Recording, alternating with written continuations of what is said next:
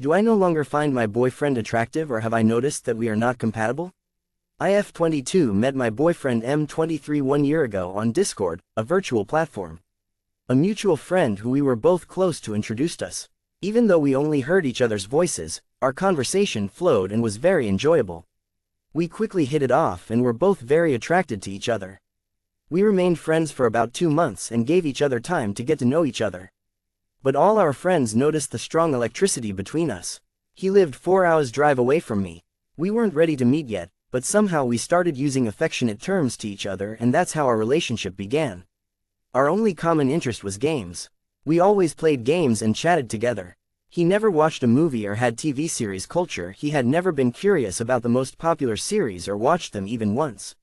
He is 23 years old, and I asked him how he spent his high school years, and he said he didn't know. He was playing Arma 3. He didn't know things that everyone else knew, where we lived, including our mutual friends, and it felt very strange. Let me note, it's not like he didn't have the means, because he had a much more comfortable childhood than me in terms of freedom and financial well-being. Even though I found it strange, I didn't mind and introduced him to movies like Disney animations and Marvel movies, and I know he had fun while spending time with me. But he never engaged in such an activity on his own, nor did he do so afterwards. This is not a complaint. I will get to the reason for telling this. He has a soft heart towards me, makes me feel that he loves me very much, and I loved him very much, still love. We shared our ideas, time and games together. We met face to face many times when the time came. We went to the movies, I showed him around beautiful places in my city, and this strengthened our relationship. The thing that scared me the most was that he would go to the military in a few months. In the country we live in, military service for half a year is mandatory, and I can understand this. What I couldn't understand was that he wanted to volunteer for 1 year and then stay in the military as a job. I respect his love for his country and his desire to perform a sacred duty. However, being a soldier here means having to go to different parts of the country every few years and live there, and having to constantly rebuild your life. Here, the fact that her husband is a soldier means that it will be difficult to reach him during his training period for 2 months, and then you will not be able to see him for 1 year. At the end of 1 year, who knows where he will be assigned and go to live. I am 22 years old and he is 23. I do not want to lie in my bed evenings and wait sadly for him for months while he is in different places and I cannot see him. I don't want to live with him, leave the city where my family and my life are spent, go to completely different places, and start a new life every few years. This is like a dead end for me, because even though I don't want him to live such a life, but I respect his ideas and decisions. There was a period when this made me think and worry a lot, and there were 2 to 3 months before he left for the coming military time. I was scared because of what I was going to tell him, but I loved him and didn't want to leave him. I had to make a decision for my future, and if I had made this conversation while he was in the military or right before he left, he, who was about to start a brand new life, would have had a hard time. He was also starting a new page in his life, and I didn't want him to start from behind because of me. I thought then 2 to 3 months before military service that it was the right time to leave. I talked to my friends and my mother and got ideas from them too. We broke up. He was very dependent on his loved one. If I were his friend, he wouldn't be this impressed, but I know he is very attached to the person he loves romantically and is seriously jealous. I will also touch upon the issue of jealousy. We had a serious fight at the beginning of the week I was going to break up with him. Let me talk briefly about the fight. As a boyfriend, he is very possessive. Actually, I like this, but at some points I got too exhausted and we had a fight. I have groups of friends that he is not included in and that are a bit closed off. I was playing games and spending time with one of them. He asked me what I was doing and I gave my friend's name and explained that we were playing a game. He said something to me like, "Okay, then play nice and then come to me, okay baby?" In fact, he said almost the same thing. I don't know if it seems like that to you, but I felt like I was talking to an uncle who thought he owned me and that I was his little daughter, and I was disgusted by that. I remember when I shared with him something I had done before, I felt like he responded as if he were giving me permission. I know he doesn't specifically mean this, but I sense that there is such a perspective in the background and it really bothers me. We had experienced such an incident once before and it was a really serious incident for me. My friends and my boyfriend were listening silently while I was talking to the other party because the incident was about me. My boyfriend jumped in and started his sentence with, "As my girlfriend said. We didn't know the people there and they were people we would only do some business with and never talk to again." I was particularly disturbed by the fact that he stated that he had a girlfriend and, more importantly, that instead of mentioning me by name, he spoke as if what represented me was mainly being his girlfriend. The topic was about me. Yes, it's nice that he supports me, but he spoke like this and seeing me as an object next to him and stating that I was his girlfriend instead of my name while everyone else was using names made me angry again, but I didn't express it because I thought I was exaggerating. When such events accumulated, we had a fight at the beginning of the separation week. Before our conversation turned into a fight, I told him why I was angry and that such details were important to me, but no matter how hard I tried, he did not understand this and he got angry at me because I could not introduce my girlfriend as my girlfriend. I tried to explain but we couldn't stop the fight. I was very angry afterwards, and I am someone who prefers to stay away from those around me when I am angry, in order not to offend them, until I calm down. I told him to give me some time. I was very angry. You rarely see me angry and I didn't want to talk until I calmed down. He really respected me the first day. During this process, I tried to clear my mind a little because I had not made the decision to break up and was still thinking about it. For the next 4 days, he started texting me to talk and get back to normal. Each time, I said that I wasn't ready to talk yet and that I needed to clear my head, but for 4 days, he waited a few hours each time and wrote again. Finally, he called me on Friday and I told him about my decision to leave and the biggest reason, which was his military service. He said okay and never wrote to me again. I'll tell you what happens next quickly. He didn't write to me during our separation period, but we continued to meet because of our mutual friend group, our Discord server where we spent our evenings, and the games we played on common servers. We tried to ignore it, but as time went by, everything became extremely toxic. He started yelling at me for ridiculous reasons during the game, and invited our friends who were talking to me to different environments. He was extremely rude to strangers who talked to me. He blocked me. During this process, I really just tried to stay away, but I got angry because he was yelling at me and talking insultingly in front of people in the game, and we had a fight in the Discord chat where everyone could see. At one point, he apologized to me for yelling at me, and although I was upset, I accepted it. Let me note, he was extremely polite to me throughout the relationship and never shouted the day after the apology. He shouted again and did the same things. I also cut off communication completely, but my heart hurt a lot during his absence for a month. It's like a piece of my heart was torn away. There were times I cried myself to sleep at night. Many times I wished that he would suddenly appear in my backstreet and that I could hug him. We met at the end of the 1 month, both of us in a miserable state, and we made peace with each other by speaking softly. He really wanted us to be together. We were both very upset and I had an incredibly depressed month. Knowing the future, I clung to a stupid hope and decided to close my eyes to my fears and make peace. He kept selling me dreams about my fears, and I followed along, wishing they were real. Instead of continuing to go through that painful process, I chose to hold on to hope, even if it was a low possibility. He kept saying to me, maybe the place I live in won't change. While my place of duty was chosen by lottery, he said, maybe there will be a place very close to you. I said you won't have a house. He said some people are given the right to a house. We tried to build a future based on low probabilities. It has been 10 months since our relationship started. It has now been 3 months since he went to the military. The city it is located in is the farthest place from me in the country. We will meet maybe once in the next 10 months. If it continues to stay there afterwards, it will continue there for the first few years. Whichever way you look at it, 3 to 4 years. Now I'll get to the things that bother me the most. First of all, to talk about the good aspects, he holds his partner very high romantically. He doesn't hesitate to spend or sacrifice something for her. He loves to make her happy and laugh. The social butterfly in which he is found in virtual environments that I saw. He has a personality that can get along with people immediately and make them like him. His jokes are so funny.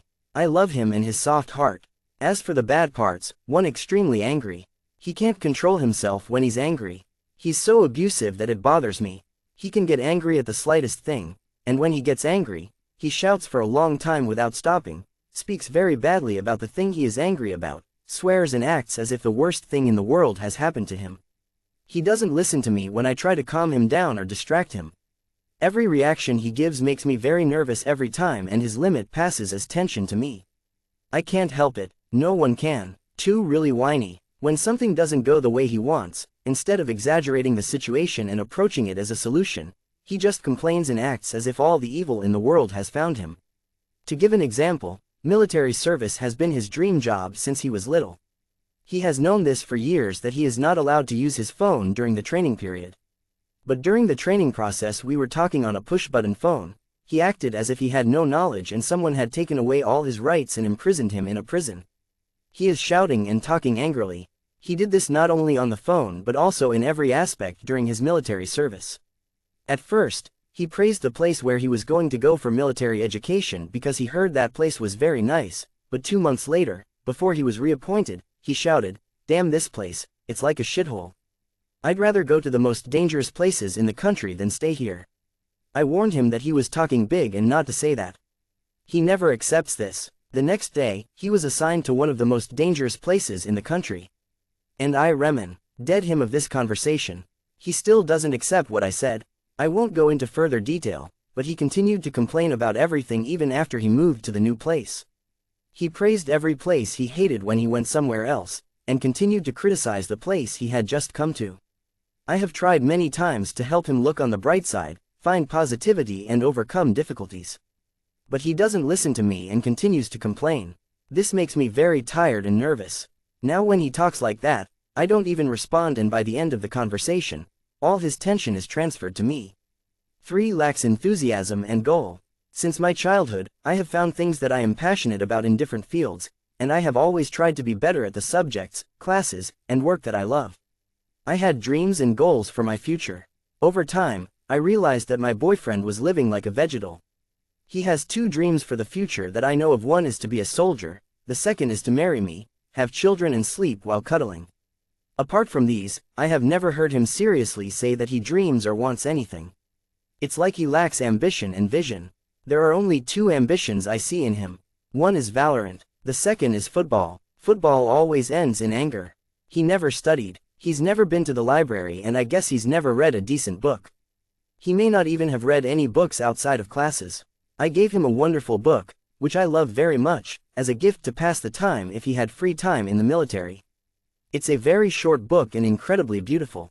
My mother gave me the book as a gift, so I gave it to him and he said he would read it. He told me how many times he was bored during his military service, wasting his free time, and admitted that even though I reminded him, he did not pick up the book and read a single page. I am an ambitious person. I like to learn about different subjects and I always have a goal when taking my steps. Since I am like this is a quality that my partner should have. And it bothers me that he's completely lacking that. Note, even though he constantly complained about military service, he took many exams and studied every evenings before. 4. We have difficulty in understanding. I'm not calling my boyfriend stupid, but I don't know what to call it. Generally, he has not heard anything about the general cultural issues I mention and does not express much of an opinion. Perception speed is really low. I have to wait for him to understand things and sometimes I have to explain, but this can be awkward and rarely I pretend I don't fully understand so as not to make him feel bad. Sometimes, when we are with our friends, a joke is made and he cannot understand it. Can't put the pieces together. I remember getting incredible pleasure when we used our minds to talk in riddles and make references while talking to my ex-BFS. Although this issue does not seem like a big deal to my boyfriend, it is incomplete for me and at some point it has reached a level where I cannot ignore it and I feel uncomfortable after talking about it so much. At some point, I was angry and sad at myself for seeing him as inadequate in this regard, but I decided that I could not ignore my feelings. 5. He does not have the minimum personal care I expect from him. Every time we met, he came to the meeting wearing extremely baggy sweatpants. I prepared carefully hours in advance. I put on makeup and wore a dress. My friends and I decided what to wear on the first date. To smell good, I shower a few hours before the meeting, use perfume, and wash my clothes the day before. I don't think his clothes were freshly washed, and he showed up in really baggy sweatpants and a t-shirt. To all the meetings. They might even be the same clothes all meetings, I'm not sure. And I say it again. I know that he has a good financial situation, whether he has a computer or a phone, so this is a choice. Before coming to the meeting, he jokingly asked me if it would be a problem if he came in sweatpants. Since he asked this way, I said no problem, come as you are comfortable, but I really didn't expect him to come in the most comfortable way. Isn't it normal that I expect him to take the same care that I show myself? He told me that if you want, you can come with comfortable clothing, that it doesn't matter what I wear. Beckowie, he is coming to see me and not my clothes and all, but I wanted to come prepared. Naturally, I wanted to look beautiful for a beautiful day. Since he came from a 4-hour bus ride, I thought he might have come in sweatpants, but if it were me, I could have come in a dress or jeans. Or I would bring some other clothes with me, and change it when I arrived. 6'2" jealous and sometimes controlling. He is jealous of all my male friends.